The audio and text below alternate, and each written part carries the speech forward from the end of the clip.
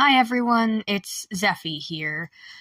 Today I'm going to be doing a tutorial for my pill bottle shaker that I made a couple days ago. I really like it, and it seems some of y'all liked it too, so I'm going to do a tutorial for it. So for the sake of simplicity, I'm just going to make it stark black and stark white. And I'm just going to use this spool of scrap string I had. Since this is never going anywhere, it's just for tutorial purposes, I'm just not going to make it, like, something I would actually use. Okay, so what you're going to need is at least 2 colors of beads, as well as whatever you want to put inside the shaker. I just put some random beads in there. You can put whatever you want in there, as long as it fits. I'm going to be using white for the label and black for the main body, which on my example is orange. Yeah.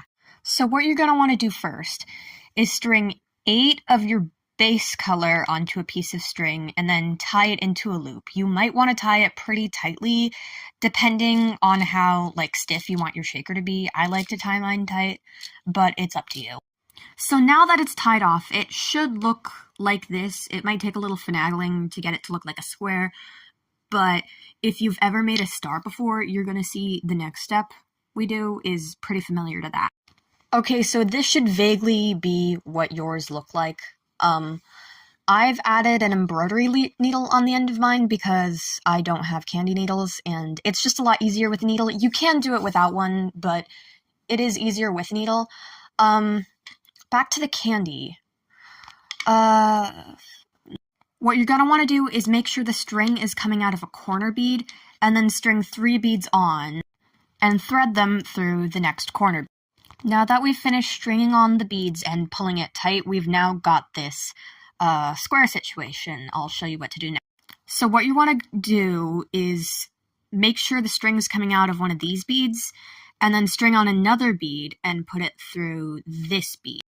And then once that's done, you just take it through this next quarter bead and repeat until you get all the way back around.